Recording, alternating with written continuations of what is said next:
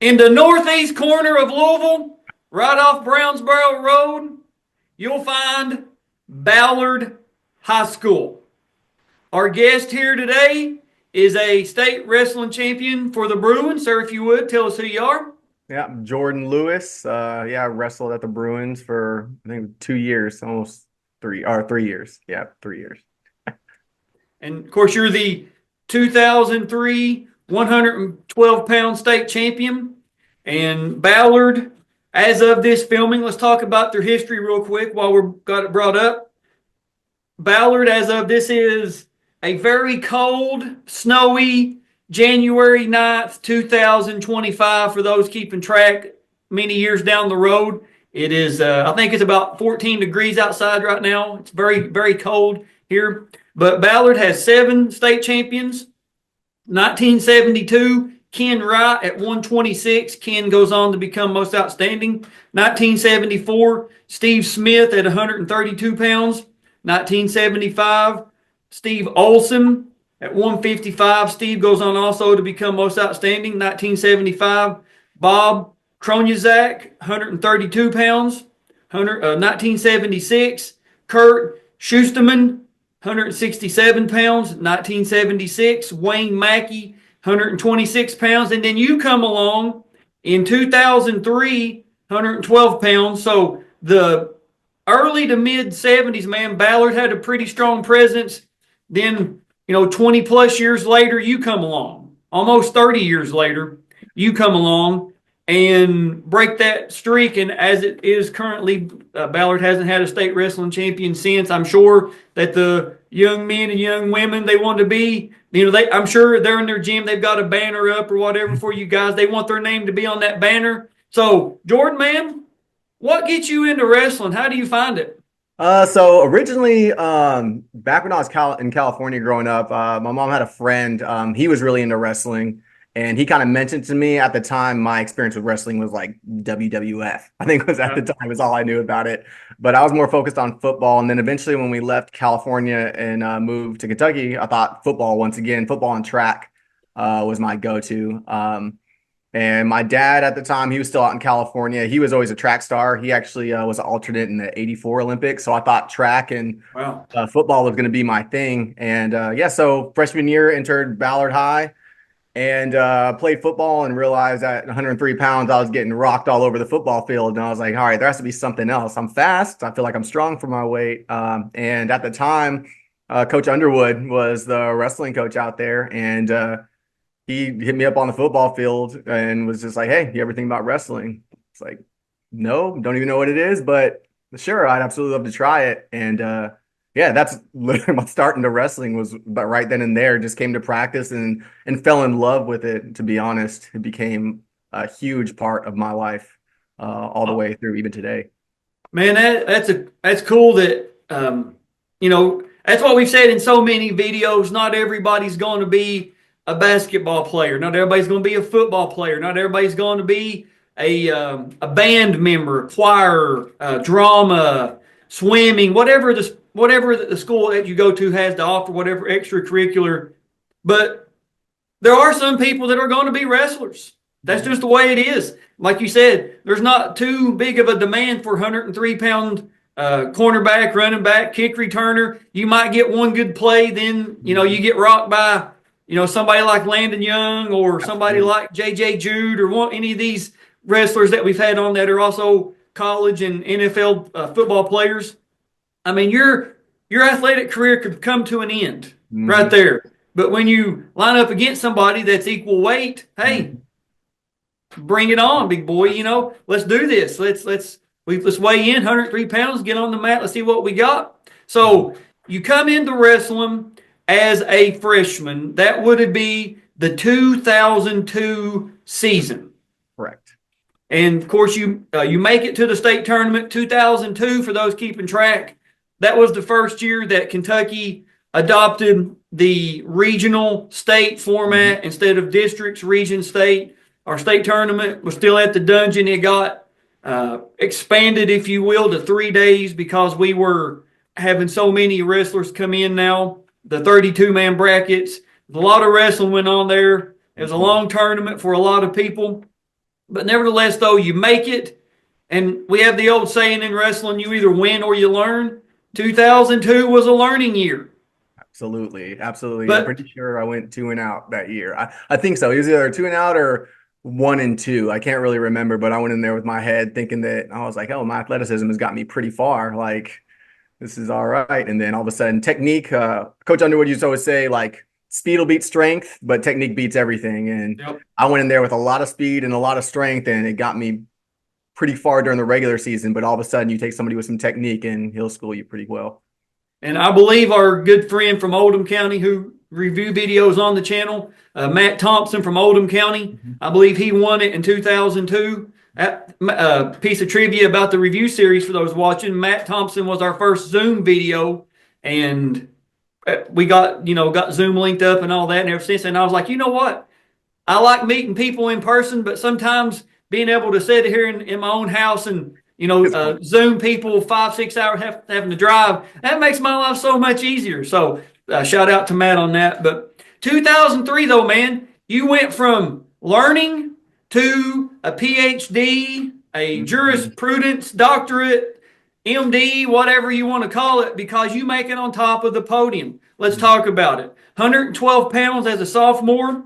You start off the state tournament with a 5-minute and 36-second fall over Daniel Thuneman from Covington Scott. You go on to the second round. You win a fall 1 minute 6 seconds over Jeff Baker from Union County. The quarters, you win a 6-2 decision over Eric Anderson from Tate's Creek. Eric goes on to get 5th place. You get to the semis. You wrestle Rob Ayler from Rowell. You win a 8-6 decision there. Rob goes on to get 3rd place.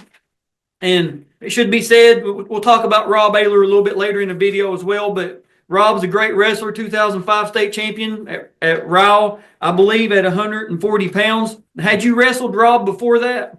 I don't believe so. I think that was our first meeting, and I still have, like, obviously it was a long time ago, but I vividly remember that match because I remember how dog tired and how hard I had to work for those last 2 points. I was like, this is make it or break it right here. And yeah, that I got the edge on him on that day. Yeah, but that's something that we've, I've officiated this as of this filming, my 19th season. I think your video is going to be number 358 in the series that we've done so far. And what we have seen, and what is not just in wrestling, but football, basketball, baseball, whatever, softball, whatever sport it is, your elite level teams, your elite wrestlers, until they really just go to a national level tournament or a nationally ranked team travels, they run in an open tournament or whatever, very rarely do the elite levels get tested up until they get to the semifinals of an event, to the championship. And you can see who has put the work in because they know they're not getting, they're pinning people inside of a minute. They're not going, if they go to the second period, everybody's like, oh my gosh, so-and-so's in the second period. And when you get to the state tournament, the best matches usually are the quarterfinals and the semifinals. Every now and then there's good matches in the finals, don't get me wrong, but the competition is a little bit more equal in the semis and the quarters. So when you are, tied 6-6? Is that correct? Yep, I remember right. I just remember it was like tied, and I remember I think JD Tapman was still there at that time with Walt Underwood, but I just remember like the pep talk, like this is it. Like you either essentially put out or just roll over on the mat. Like you better leave it all out there. And I remember thinking to myself, I just remember I've been tired in wrestling matches before. Obviously, we both know that wrestling, in my opinion, is the greatest sport, but it's also the most demanding of any real athlete. And it's just you and the other person out there. And I vividly remember being on that mat and completely out of gas. And like I just remember that feeling to this day of being like, oh, all right, well, let's go for it, see what happens. And I got the win somehow.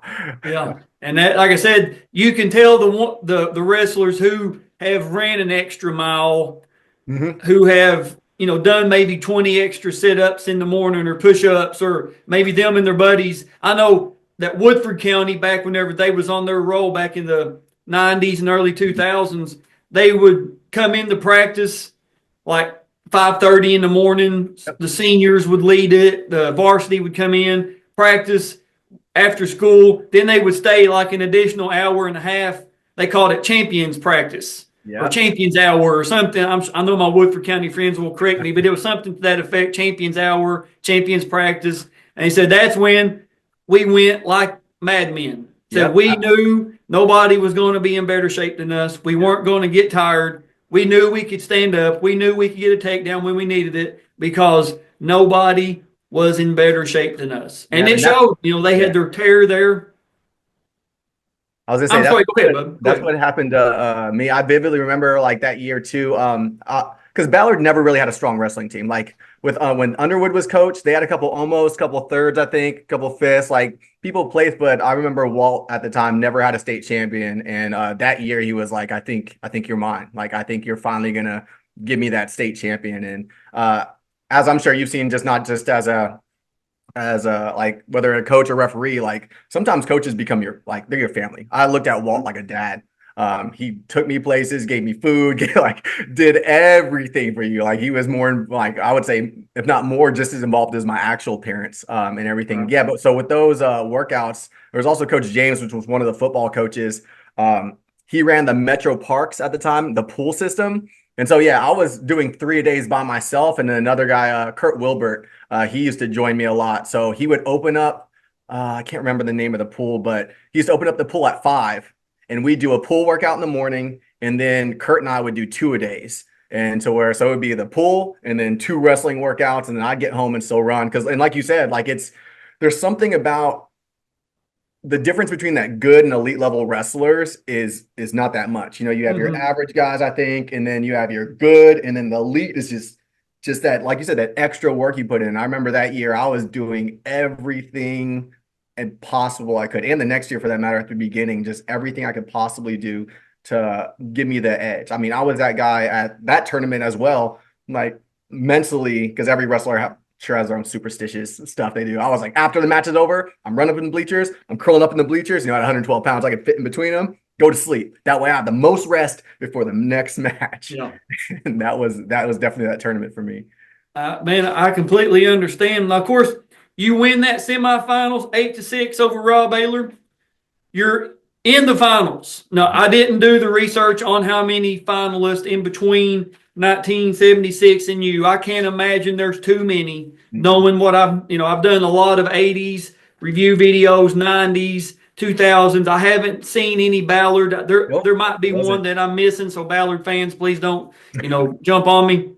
But knowing that you are in the finals, I think the semifinals was wrestled on Friday night, and the finals was Saturday evening. Is that correct? That's correct. Okay, so after you win that finals or that semifinals, knowing you've got one more match to win it all, what do you do that night? What do you do the day of to kind of get yourself ready? I mean, is it because you have to weigh in again? But like, what do you do? Like, what's the preparation like? So for me, during those finals, I think with it being I guess second time to state, but like first time really experiencing state, and unlike the year before where it was just doing out and then you're just kind of waiting around. But for me, I think it was just, I like when I'm getting ready to compete, I like alone and quiet. Like I like to focus. I'm one of those guys that really likes, for me at the time, was throwing headphones. Yeah. I'm pretty sure to this day, I think I still have my, on my CD, it's my wrestling soundtrack. And it's, a bunch of like 90s rap, rock, all kinds of stuff like that, even before that. And I would just sit there and you're just in the zone, that's all you're doing. And I'm playing every single move in my head and what could happen, right? If this happens, I go straight to this. If this happens, I go straight to this. If he tries to shoot a double, I'm going to sprawl. I'm going to go immediately for, just constantly thinking about move after move after move. Because at that time, I think chain wrestling, at least for me, was something I was still learning. It wasn't second nature yet as my second year wrestling. But I realized the moment you can start stringing those moves together was gonna like make it or break it for me, as well as just making sure I'm in that moment. So yeah, that time out there, especially during the face off, I remember running out there and the lights are on. You realize it's just you and the other guy in the middle of the mat shaking hands and going, well, this is it. But yeah, so for me, that preparation was just getting locked in, being by myself, listening to music, keeping loose, and really stretching and just getting the adrenaline, getting it going. But obviously, you don't want to over stress yourself beforehand. So keeping that nice middle ground of staying warm, but not overexerting yourself or overthinking too much. I got you. Now, 2003, that was my senior year of high school. In every video for '03, if it's a person's a senior, I'll say the greatest graduating class in the history of the world. And let's go over the '03 state champions that we've done videos with so far. 119 pounds, Nick Chafin from Prestonsburg. 125 pounds, Junior Goatley from North Hardin. 130 pounds, Derek Fosbender from Rowell. 135, our buddy Brad Cooper from Simon Kenton, three-timer. Scott Cooper from LaRue County, most outstanding in '03 from he won it in 2002 as well, so a two-timer. 171 pounds, Xavier Manning from Sheldon Clark. And then our buddy Brent Gibbs from Oldham County, 215. Dan Trejo was at 103 for Tate's Creek. Yeah. Nick Chafin was at 119. Was when you're kind of talking to your coach or you're formulating, is 112 the best weight for you? Did you kind of look at 119 and say, all right, we know Nick and Chris Perry from Christian County's there. We know Dan's at 103. 112 is probably going to be our best shot. Or how did it go for you? So for me, like freshman year, I wasn't cutting any weight to make 103. That's how light I was. And then I've always been pretty lean, smaller guy. And honestly, that 112 year, there was never a conversation like, oh, hey, let's because 112 that year, I'm not going to say it was a super, we all know that each year there's a couple strong weight classes. Like, you're like, oh, this is where the competition is, where one guy could have bumped up or bumped down and probably been a state champ at that upper or lower weight class, depending on how competitive it was at that weight class. But there wasn't any talk between at least myself and Walt Underwood at that time. It was more or less like 103 was just draining me too much to get down. And 112, I'll be honest, 112 was right around my walking weight at that time. So I was never really cutting too much. So he felt comfortable. I told him I felt comfortable. If I really wanted to push, I could have dropped down to 103. But I think he was just like, hey, if you're feeling good and you're feeling strong enough to compete with these guys at 112, go for it. Yeah. And to that point, I mean, you had Nick and Chris Perry at 119, and those dudes were animals. I mean, animals. Dan Trejo at 103 looks big for Hunt. Of course, he also wrestled some guy named Kyle Rochelle. I wonder how his wrestling career turned out. Bless his heart. Kyle Rochelle as well. I can't remember when it was. Was it the next year? I think it was that next year that I ended up wrestling Rochelle. I can't remember. But yeah. Like I said, because that's a good question, because nowadays, weight management, weight tracking, and it should be. I mean, it's so moderated. It's so planned out. Wrestlers have a weight descent plan. You can't be below X weight at this time. You have to do the body fat testing. All that, everything has to be recorded. The KHSAA tracks it. Track Wrestling tracks it. And that's the way it should be. I mean, you shouldn't have 14 to 18-year-old young men and women trying to lose 25 pounds in a week. That is not that. That is wrong. That I will stand on that. That I could see 3 to 5 pounds a week if you got the right body, especially up in the heavier weights. But when you got people trying to cut legitimately 20 pounds a week, that's a lot of weight. That's a lot. That's too much. So it's cool to get the perspectives throughout the timeline, because track wrestling wasn't used in '03. I know that for a fact. I think the best you could do was like the pinch meter, like where they went around and pinched your skin, and the dietitian would come in and do all that kind of stuff. But like I said, it's long overdue. I would say, yeah, back then, I mean, if I remember right, it was a Wild West. I remember I had my own thoughts about it, but we had guys even in our at Ballard time that were dropping, like you said, those 20, 30 pounds. Like I spent many nights in there just training with the other guys that did have to lose weight, you know, throwing on a sauna suit, going to sit in a sauna, doing whole workouts. And like, to be honest, like you said, it was extremely dangerous. In hindsight, you like to play the macho man, be like, that's just the way it was done. Like, oh yeah, he passed out. Let's pull him out, wake him up, have some water, put him back in. And like, guys, like before you went home on that last practice before a tournament, coach is like, well, it looks like you have 10 pounds to drop in 12 hours. And people are looking at each other like, well, let's make it happen. And yeah, absolutely. There's no way that should have been happening. And it was obviously dangerous. But at the time, wrestling was, at least that part of wrestling was very just, hey, as long as you come in and have the weight on, no one's testing to see if, you know, you're about to drop dead on that scale or not. Absolutely, man. Well, you said off camera it's been, you know, a couple days since you saw your match video. I'm glad that we can share it with you. We have the face-off, the match, and the medal ceremony, man. So I'm going to pull it up here. You know, let's watch it. Let the world see it. And, of course, we're at the Dungeon in Frankfurt.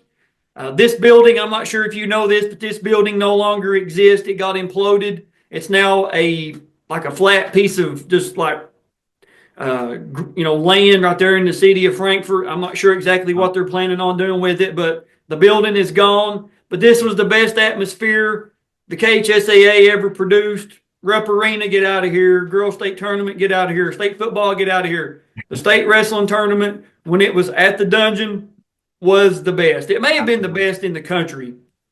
I don't think anything could compete with it. But, man, we've talked enough about it. Let's go.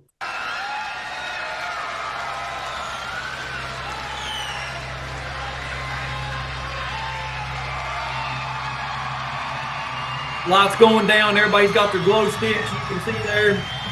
Give me chills. Got the music. So you're backstage there behind that scoreboard. That's where the warm-up mat was. That's where the finalists. What's going through your head, man? Do you have your headphones on? Oh, yeah. I got headphones on, and I'm just sitting there. I remember, I'm pretty sure I had a hoodie on. I really just bouncing back there, just trying to, like I said, stay warm, but keep my adrenaline down because everything was spiking through the roof at this point. Well, I guarantee it.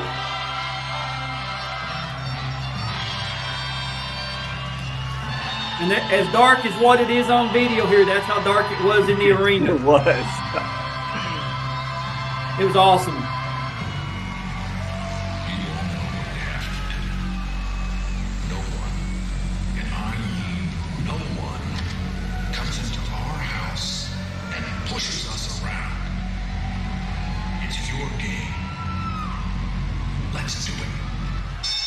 They got the jock jams pumping, you know what I mean?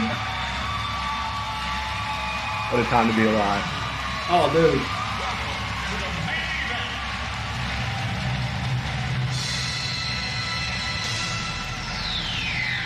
I had to throw this in, you know, I couldn't leave this part of the event out. This makes it to me.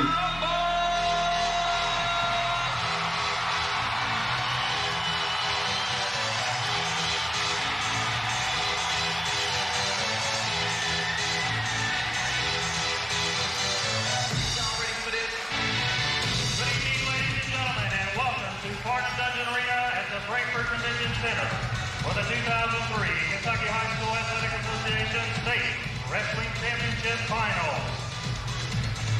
And now, introducing the finalists for the 2003 Kentucky State Wrestling Championship. At the 112-pound weight class, from Simon Kitchen, an 8th grader, with a record of 34-16, Josh Cooper. Of course, you're wrestling Josh Cooper, a member of that legendary Cooper family from Simon Kenton. Vividly remember it. I felt like every Cooper was in some sort of state champion or every tournament. There you come out.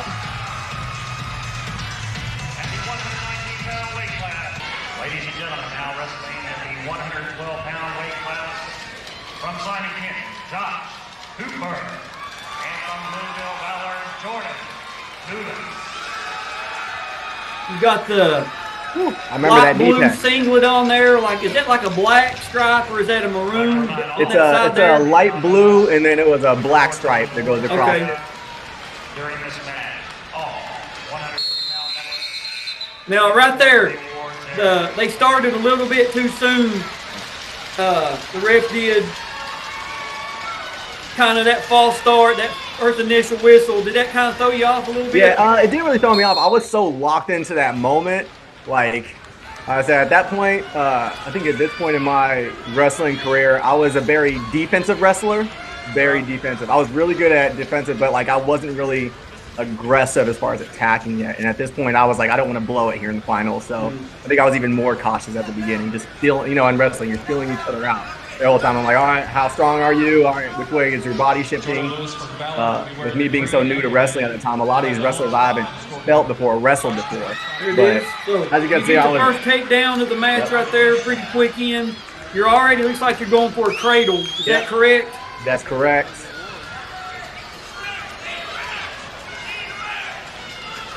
So you said you had Coach Underwood. Who else was in your corner? Do you remember? I believe it was Coach James. Can't remember his name. And then I can't remember if JD Tapman had shown up yet or if he was still over at Seneca at the time. But JD Tapman was also like there, and he was the guy that really pushed me. He was the one that throughout my wrestling career would just come over. He was that coach that would come over and beat up on you, just to make stepping you up kind of thing. I got you. So, trying for that cradle. That's the second time already. So that must be your go-to there from on top. Yeah, I think at this point, like I said, it was relatively simple moves for me. It was more my lungs and athleticism, and obviously I was lanky compared to him in that. So having that extra little bit of leverage, I think, helped me out. I was fast moving around, but yeah, during this point there was a couple moves that were my go-to, and then it did kind of stray too far from it. I got you. Now the lights are down. The only thing you can see. You couldn't see out like into the crowd. It was all black. Do you remember like hearing the crowd not being able to see out, or were you just laser focused? No, laser focused here. I mean, there could have been stuff blowing up all over the place at this point, and I wouldn't even notice. Like people could have been running out, something could happen, and yeah, I remember this point too. It was all mental. Like you see, I have this nose strip on. Because I'm trying to find every edge I get. Like maybe this little nose strip, it like pulls it apart. People use them for sleeping and snoring. I was like, that's more air. That means I'll be better, So here on the bottom, first time we saw you on the bottom, what are we normally trying to stand up? We trying to reverse? No, that's what I was going for. I normally try to I'll push back to where they're pushing up and up, and then try to just roll around. So you go for that switch at the beginning. I would go for, and then it was trying to reverse it, duck under and roll. But at this point, I'm pretty sure this match, I knew if I could get through the semifinals match, this match, once we started that initial lockup, I started filling them out. I was like, okay, I think I got this. Right. Yeah, Josh, I'm not exactly sure, but he's a brother or a cousin, but you've had Brad Cooper at 135 to win it, Austin Cooper, Kevin, all these dudes that we do on our video or on a review series, I should say. So the Cooper family, man, he may not be just an 8th grader, but he's got some technique to be there. Absolutely. And I'm assuming just like all the Coopers, they've been doing it for a while. He grew up in it. So I'll be honest, part of me also was pride at this moment, because when I saw that I was going against the 8th grader, I was like, I can't. I can't lose. I can't lose to an 8th grader. But you can't. He made it there for a reason. We'll put it like that. Like you said, right, exactly. He's there for a reason. It's not that. That's what I think I liked about wrestling, is that it's how bad you want. You have the heart. And it doesn't really matter. Sure, age kind of plays into it, but weight class is weight class. Yeah. Not like you had really more time to develop if you're in that same weight class. Oop. I saw this. We got a caution. Caution on green.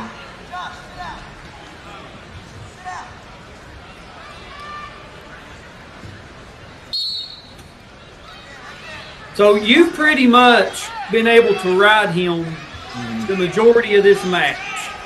Right, the majority of the first period, in just a short time, you were on the bottom in the second. Are you, knowing that you're doing what pretty much you want, are you just content with trying to ride it out, or are you? Yeah, and I believe during this time, this is after this year, That's where Coach JD Tatman was a significant factor in me changing up my wrestling style. After this season, I became much more aggressive, started going like Border Wars Nationals, went to a lot of national tournaments and started getting that exposure, as well as like Ken Terato's wrestling camp and a bunch of other ways just to start really picking it up, because I was like, hey, this is a sport I could probably do pretty well in. But I was so defensive here, and then once I realized I got up, like I said, it was laziness. Let's not kid ourselves. It was like, hey, I'm in control on top. I have the lead. I'm gonna ride this out, you know. So he looks over at his corner and takes down again. Did that kind of surprise you, seeing how much? Because I brought that up about riding him for a point because I knew, of course, you know, I got the video ready, knew what he done. Did that kind of shock you? Like, oh, he's taken down again? No, it didn't shock me because at least at this time, my understanding of wrestling is that when you're in that down position, you have the ability to make points fast, right? Because if you get up and just escape, you at least get a point there. And that's a movement in the right direction. Regardless if I had been controlling him on top that whole time or not, I personally think if I was his coach, I was like, hey, this might be your best chance to at least get a point, at least get up and do something else. Knowing that I'm more also of a defensive wrestler, I'm not sure, aside from him doing a takedown and me going and getting a reversal on it, like I wasn't at this point, I think, in my career, like super aggressive when it comes to like takedowns and blast doubles and things that I did much better the next year. Yeah, no, fair enough. And something too about this match so far, not sure if you paid attention or you remember, but outside of I think one stoppage for stalling, you guys haven't went out of bounds one time.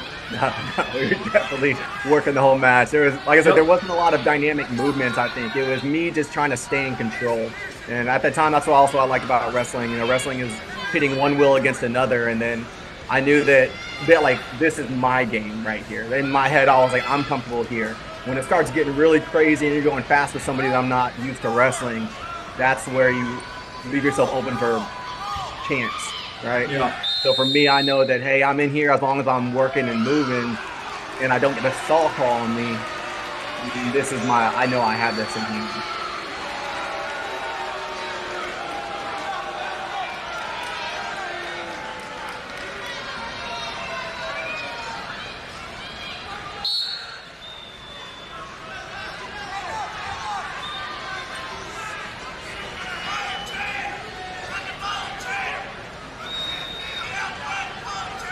Now that voice that you hear, do you know whose voice that is? I'm pretty sure that's JD Tatman. That's why I'm pretty sure he was around this time. He was just now sinking his grips into me and his teeth into me, and like trying to get me to become the wrestler that he knew I could be. And yeah, he was the aggressive one on the side of the mat for sure. And that didn't even change the next year. The next year, he was that guy that if I didn't tech call somebody, if I pinned him in the first round, I'd be doing push-ups and workouts at the tournament because he knew that I wasn't working for it. And there it is, man. You win by a final score, 4-1. You become Ballard's 7th state champion. And I'm pretty sure that picture up there was used for the following year in the KHSAA, the handbook that they give out. Yep. The very next year, I remember seeing that because that was that next year is also when Walt ended up passing away of cancer. And, okay. Yeah. And of course, here's the medal ceremony.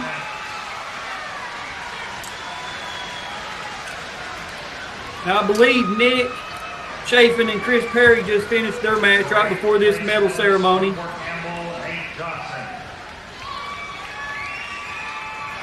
Gentleman from Fort Campbell.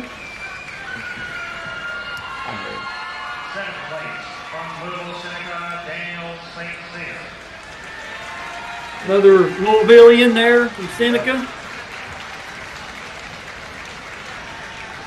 Sixth place from Louisville, Trinity Court, Format. So another Louisville native. Yeah, Zach Peters. Yeah, that's wait. No, that's not Zach Peters. He was later on. Lexington State Street, Eric Anderson. Of course, like you said, you wrestled him, 5th place. Fourth place from South Derek, he goes on to be, I believe it's a 2-time state champion in South Oldham. Third place from Ohio, Robbie Ayler. Like we said, Rob goes on in 2005, becomes a state champion. Rob, if you watch this, reach out to me, man. I've got your video. I'd love to do the video with you. Your state runner-up in the 112-pound weight class from Simon King, Josh Cooper.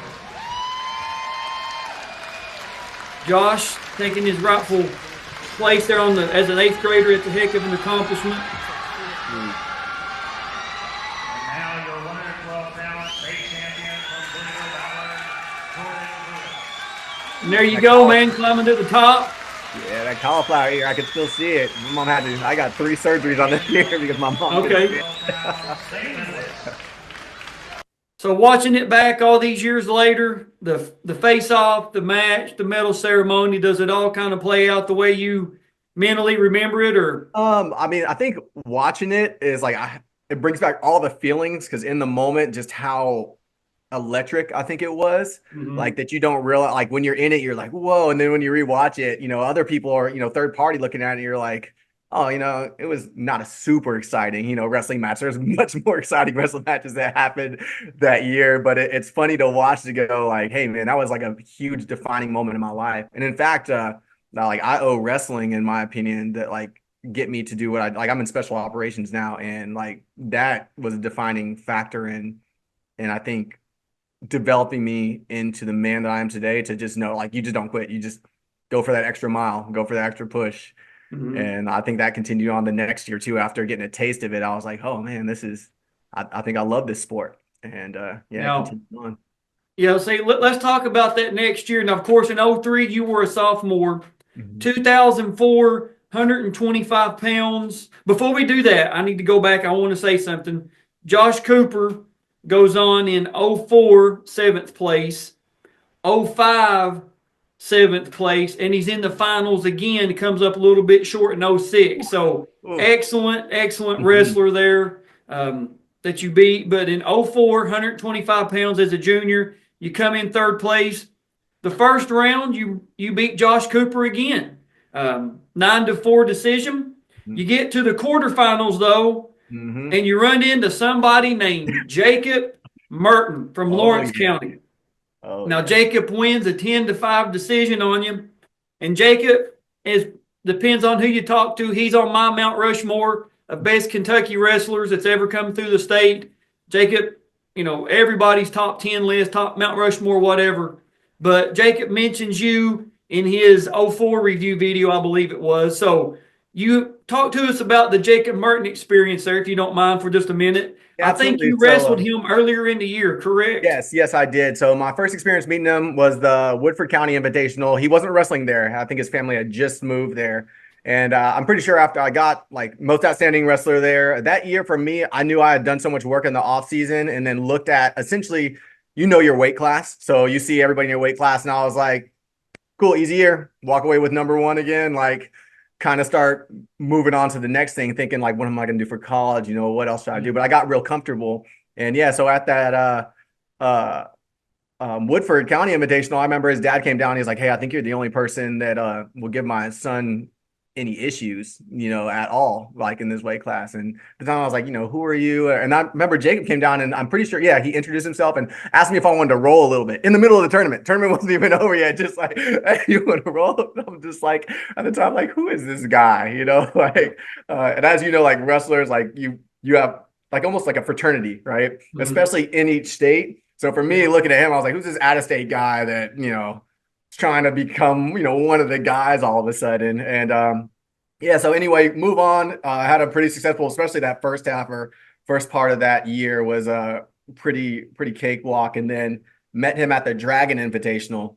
And once again, we're just working our way up through. And I remember when he first got there, if I remember right, I was looking at the seating and I'm pretty sure he ended up getting seated. And I was like, how is this guy that just shows up from some other state gets seated in this tournament? He has no history here. Needless to say, obviously the people that do the seating and no backgrounds knew his potential, knew what he was doing back in, I can't remember, he was Ohio, that's correct. Yep, if I remember correctly. Yeah.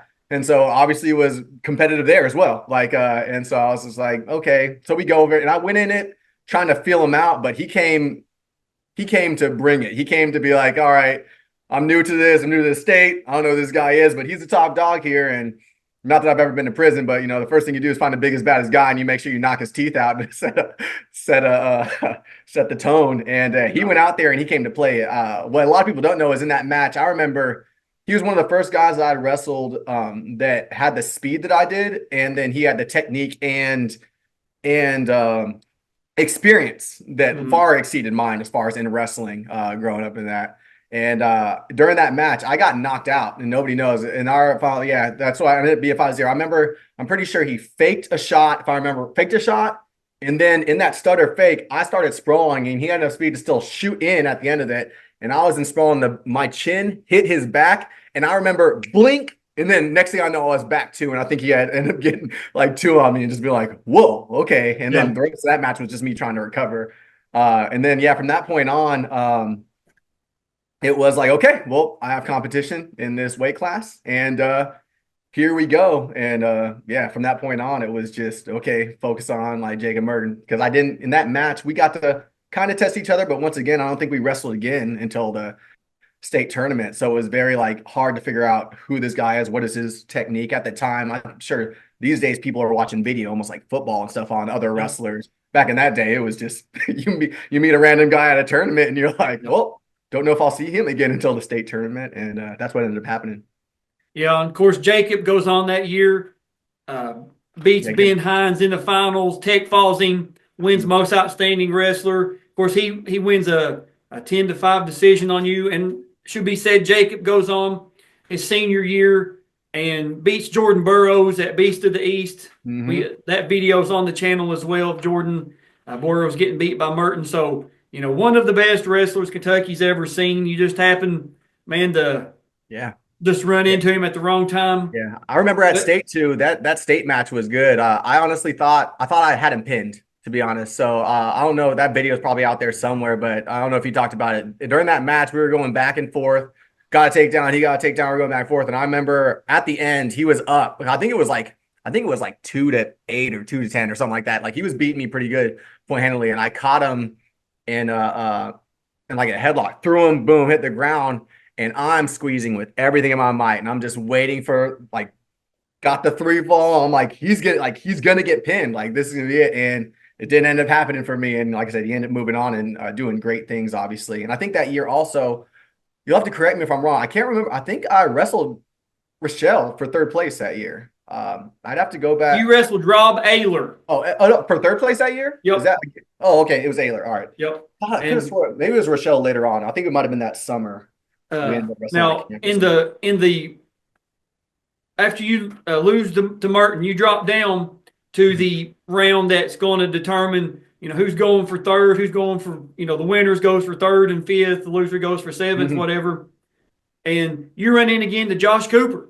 And you win a 2-1 decision over Josh. So, man, 3 times you run into him, all 3, decisions.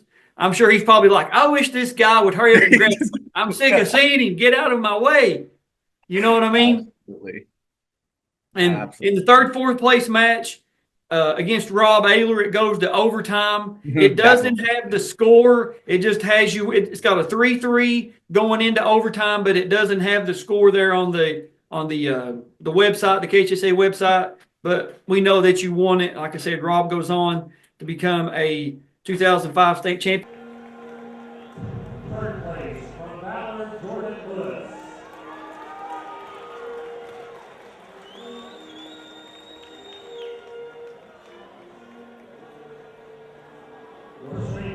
Your senior year, I believe you tried to transfer to Trinity. Is that correct? Yeah, I did transfer. So that year, my junior year was a big year for me there. I was carrying a lot of weight that year because Underwood, my old coach, had died during that year. Right. And so I was like, got to get another one for him kind of thing. But I mean, emotionally, that was still like weighing on me. Like, hey, I got to do this for him. And yeah, so after he passed away, there was up in the air. Ballard started saying, because wrestling was never really big at Ballard. I was that only state champion that I even knew of.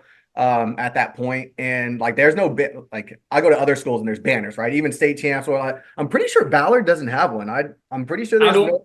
I've never been in Ballard's gym, so I don't know Yeah, that no, answer. I'm pretty sure they still don't. They did a big ceremony for me that year, but there was never any like wrestling was there. Ballard was a big basketball and Yep. football school, mostly Mhm. basketball, if I remember correctly, though. Like those were the stars at Ballard, and yeah, wrestling was never big there. And so my parents at the time, because at that point I started getting interest in some colleges, started to look at me, and then that summer had gone out, did a couple like what was it, like Border Wars nationals, ended up going to another like in Indianapolis, another national tournament there, ended up like really doing well and had a lot of prospects. I was a prospect for a lot of colleges and started talking to them.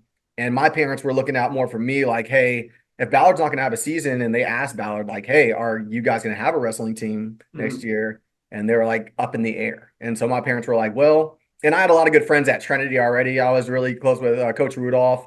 Made obviously, like you said, wrestling is that fraternity, especially in Kentucky. And like I like, but Derek Sawyer was a really good friend back when he was at Yep. Eastern. I think he was everywhere. Like there was a lot of work done in that off season that I didn't want to put to waste. And Mhm. so I was like, hey, all right, so I'll go there. We thought we had a pretty good shot at because it was weird when you transfer out of Trinity, you hold your um, eligibility because going from a private to a public, you essentially say, hey, we couldn't afford it anymore. And so the board looks at it as like, oh, he can't afford it, no fault of their own. Sure, you keep your eligibility. So going to Trinity, we went to court. I remember being in court with my parents and our lawyer, and it ended up being a 3-2 decision for the judges saying that like, no, he's not going to hold his eligibility because I was still working out with Trinity that whole time. Yeah. Eddie Rudolph, I think, was still like coach up there. And then like a lot of the Trinity guys I was really close to. And we all thought I was there and going to be on that team that year. I had done, like I said, a lot of work. Went to Indiana University, got offered a partial scholarship going up there. Like had done a lot of work in order to put Wow. it. And then ended up falling through. And then I was I'm not gonna lie, my senior year I was kind of lost trying to figure out what now. This was all my life, and that was the end of it. Yeah, because I would have loved to see Jacob Merton again. Yeah. I would have Yeah, that'd be loved. a heck of a match. Yeah. Uh, now, after you, I guess, didn't get to wrestle, does your mentality change about okay, maybe wrestling isn't my career path, or how'd it go? No, so there was still I believe it was so like IU still was looking at me for a partial ride. It was Coach Mike Mena and Coach Goldman at the time. I went up, they invited me up to a camp. So I did like a week and a half long camp up there where I was in there, and they had a one guy that was near my weight class that got a full ride. And like I said, I'd done a lot of work in that off season, and I beat him. We were doing one-on-ones, and the coaches, that's what put me even more on the radar. And he was like, hey, like can you afford to come here? Do you need a scholarship? And so we spoke about it. They spoke with my parents, and we kind of agree on a partial. And then it was what's the school in Kentucky? It wasn't Cumberland? Was it Cumberland? It was a At the Christian time, school. it was Cumberland College. But there was isn't there a Christian school? There was There's it's called Kentucky. Uh, there's Kentucky Wesleyan, where did I think Merton? It was like I think it was NAIA. Campbellsville. Maybe yeah, it was Campbellsville. That's what it was. So they were like, "Hey, we'll take you right now." And so I did a lot of wrestling up there. That's where like I did a couple camps with like Derek Sawyer was up there and a couple other big guys from Eastern that just I had grown up in that time frame where we all knew each other. And you got a lot of like state champs and placers that all got together and we all hang out and obviously wrestle in the off season like AAU and USA wrestling. And so I was kind of torn back and forth. And then I thought about going to U of L, gave me a full ride academic scholarship. And once again, all that all fell apart. And I think I ended up going to, well, at the time it was like JCTC or like Jefferson County Community College or Yeah. JCC, whatever it was at the time. And yeah, at that time, like wrestling, I was like, well, it didn't really pan out for me. What am I going to do next? And it was from there, I ended up moving back out to California after attending a year or like a couple semesters there at the community college. Then I went to Fresno State. Fresno State walked on their wrestling team. Thought about didn't go to the school yet, but my cousins were out there, so went there and they looked at me and they were like, "Hey, absolutely! Like we saw your background. I have cousins that wrestle in California, state champ out there as well."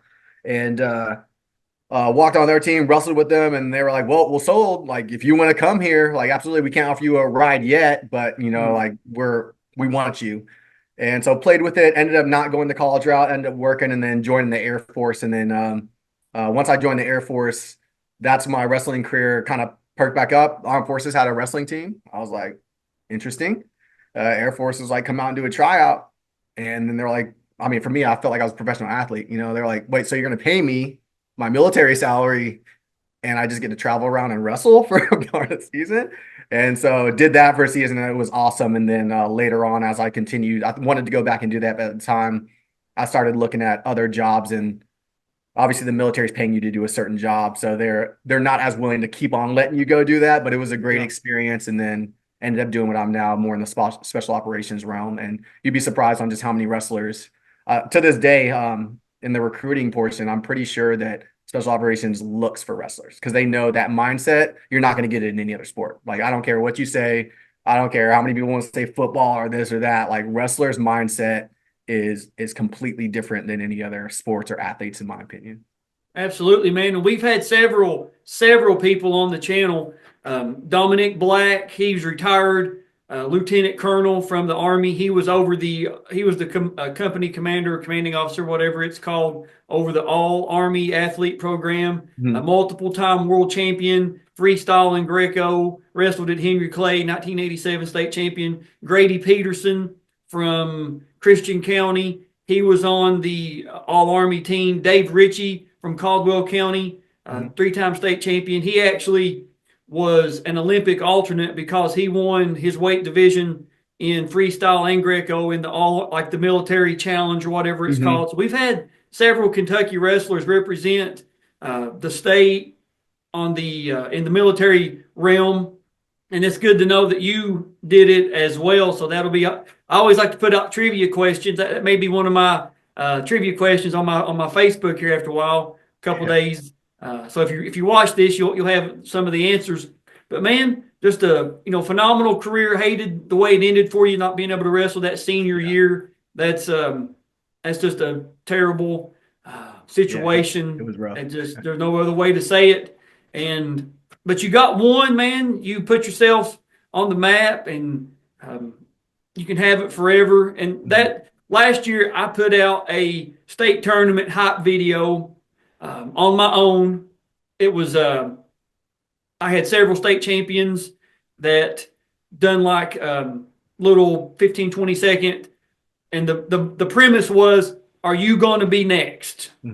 And this year, the motto is going to be, this matters. So when the time comes, I'll reach out to you, man. I'd love to have you do a video of, who you are, your weight class, all that. It matters. Absolutely. And that's something that gets lost so often with people. And we shouldn't live in the past. Don't get me mistaken on that. You shouldn't hang on to what you should be looking to improve yourself every day, every second, every minute, every hour. You should be looking to do better and not brag about what you done 25 years ago. But in the same breath, you also need to be able to look back and say, this is what got me to where I am.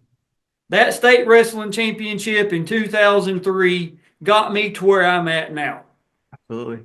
That loss that I took in whatever year, like Dominic Black, went on to be an NCAA All-American at West Virginia University, multiple-time national world champion freestyle and Greco. He got third his junior year in 86. In his video, he said, I was sitting there in the bleachers watching the match, and I knew I could beat both those guys. And I forget who he said he looked over at, his coach or his buddy or teammates, whatever. And he went, I'm never losing again. Yep. The next year goes on, most outstanding wrestler, puts on an absolute clinic in the finals, goes on to West Virginia, gets 4th place in 91, multiple-time world champion, Greco and freestyle. The stories like that are endless. We don't want to live in the past, but we need to be able to look back in our past and say, this is what got me here. This is who I am today because of insert whatever. And I would honestly add, not to cut you off, but go ahead, man. You never know who you're going to inspire. Like that's my biggest thing. Like I walked out of there and I'm still good friends with like Johnny Wolfsburg. Like I was real close to all them. Was it Brad and Hitchings and Jay, like all the Brad teams, Brent. like we were all like super close. Like that everybody like that. You never know. Like I remember after I won that state championship, they bring me to Fern Creek just to wrestle with Johnny Wolfsburg. At the time, he was 8th grade going to freshman. I remember just being like, mop the floor with him and like, man, that kid's still pretty strong for being in middle school. Next thing I know, like he was a beast. That man is a physical beast athlete that I've ever like wrestled, like, and being so young. And he still has all the potential. The guy was amazing, but like just you never know who you're gonna inspire. You never know who you're gonna touch. And like there's guys that touch me that, state champs and otherwise I looked up to, and I was like, hey, they're taking the time to talk with you, work with you and whatnot. And it's just putting all that together. So like it's not only is it just like why not me, and this is how I got like wrestling was such a huge factor on who I am today, but you also don't know how many people you're going to touch along that route. And Johnny's 2007 review videos on the channel, Brad and Brent's review videos on the channel, their dad Mark, his 1981 state championship matches on the channel as well. We've done a review video there at their house. So all those names you mentioned, man, you can go back and watch them. People watching this, you can go back and watch those names. But Jordan, man, I believe we've covered a lot of ground. I think I've said all I need to say. Unless you've got something else, I believe we've reached a great ending point, man. No, I'm good to go. I appreciate you reaching out and constantly tagging me. I know we've been back and forth a couple of times. I go out of the state here and there, and I'm pretty busy with work, but I'm glad that this finally like linked up and worked for both of our timelines, and I really appreciate it. And at the end of this, I'd like to get that video from you if it's still locked up somewhere. I got to show the wife and the kids to show that their dad wasn't some pushover. Oh yeah, and I'll send you the copy, and whenever I get the video edited and stuff, I'll tag you. That way you can sit down and watch it. And I'll say this, and we'll wrap it up. Our buddy George King, 2000 state champion from Union County, most outstanding wrestler, quickest pin, most pins in the least amount of times in 2000, just an absolute animal. George had went, his son, George's son, Deacon, right now, he's like one of the best ranked running backs in the state of Indiana. The name of the high school escapes me. I can't think of it, but they played, his team got beat this year, but they played in the Indiana like class 4A, 5A, whatever, state championship at the Colt Stadium up there in Indianapolis. And he never saw his match video. He wins it by a fall in 49 seconds, but he never watched it. And he's always told the story about how strong he was and how good he was and all this kind of stuff. And George, put your video on mute when you watch this. George is an animal. I mean, he is an absolute Mike Tyson level, just dominant beast. But he never had the video. And we finally watched it. George actually drove in from Indianapolis to do the review video when I first started the series. And in the video, or doing the review video, I think we were wrapping it up out like this. And he says, my favorite line, maybe not now, but at one time, Dad could do it. And I'm like, so many guys have said that, something to that effect. Maybe not now, but at one time, Dad could do it. And now we got the proof. We've got the proof. You know what I mean? Absolutely. I like that. All right, man. Well, thank you for doing this. Thank you all for watching. Been a great video. I think the first time that we linked up was sometime in 2022. I sent you a friend request, and we've been going back and forth, and we finally, 2 years almost in the making. So I'm glad we finally got it, man. Or no, 3 years, I guess now. Yeah, 3 years now, in the making. Finally getting it done. But it's been a great video, and I'm glad we were able to get it done. But that's all that we have. Thank you all for watching. We will see you guys and girls on the mats.